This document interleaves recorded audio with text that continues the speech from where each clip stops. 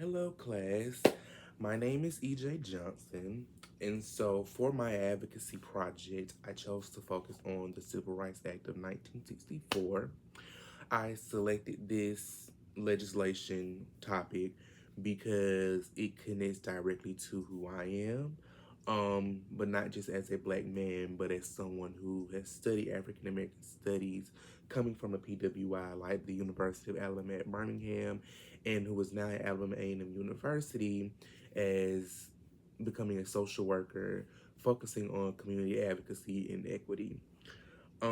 Even though this act was passed over 60 years ago, the truth is a lot of the same issues are still happening today, and that's what led to the media story that I chose for this project.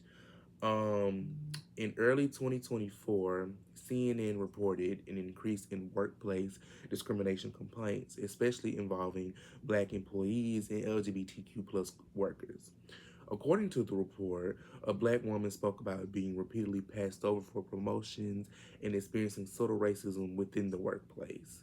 Even though today's discrimination looks different than it did in the 60s and the 70s, 50s.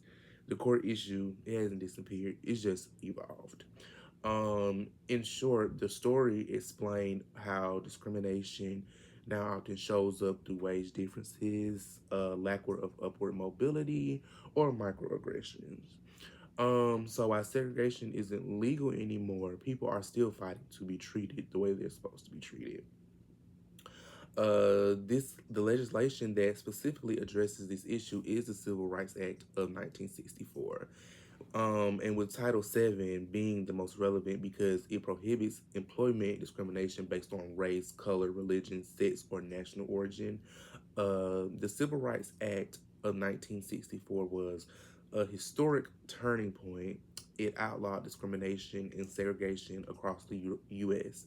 Some of the major key components, Title II, which prohibits discrimination in public places like restaurants and hotels.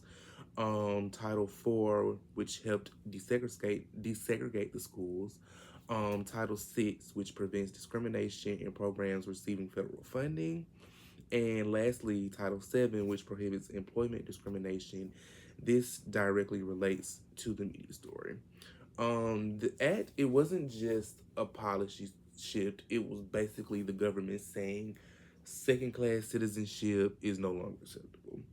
And it laid the foundation for later legislations like the Voting Rights Act of 1965 and the Fair Housing Act of 1968. Um, some of the strengths for the analysis of the policy, the strengths and the weaknesses. Some of the strengths were doors were open for Black Americans in education, employment, housing, and public life. Um, Another strength was it gave people legal grounds to fight discrimination, and it also inspired future civil rights laws. Some of the weaknesses, one of the first weaknesses, according to the EEOC in 2023, is that people are still discriminated against every day, which is very, very true. The second would be it does not explicitly protect sexual orientation or gender identity, only interpreted through court cases. Enforcement depends heavily on reporting, documentation, and high legal costs. And systemic racism still is despite the law. So the act was monumental, but policy doesn't automatically eliminate injustice, unfortunately. Some recommendations for improvement. I would definitely say if I could improve the policy today, I would just recommend expanding protections to fully include sexual orientation, gender identity, and socioeconomic status. I will also do something in regards to increasing government funding and, for investigating discrimination claims, uh, requiring mandatory anti-racism and cultural humility training in workplaces. I just feel like that's very important, and especially for the people that look like myself, this training is necessary. It's a must. And lastly, would be strengthening enforcement so that discrimination results in real consequences, because I feel like people are not they're not getting the repercussions for what they are putting towards in the workplace and in other places. So that would be my last recommendation. Because these laws should protect people, not just exist on paper. As social workers, advocacy is at the center of what we do.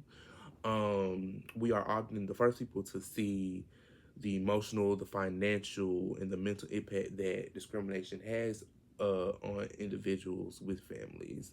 So, our job as a social worker will be to challenge these systems, support clients through inequity, document cases, and push for policy change.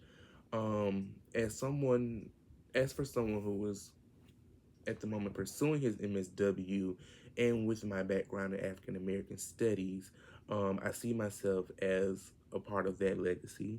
A social worker who not only supports individuals but also advocates for, you know, the system change that is necessary. Um, and so, concluding within my video, I want to say that the Civil Rights Act of 1964, it really changed America, but I feel like advocacy didn't really end with that act. It continues through us as the future social workers. And just like how Dr. Martin Luther King said in his letter from the Birmingham jail back in 1963, injustice everywhere is a threat to justice everywhere. Um, so yes, so that's concluding my advocacy video. I hope you all enjoyed, and thank you all for listening.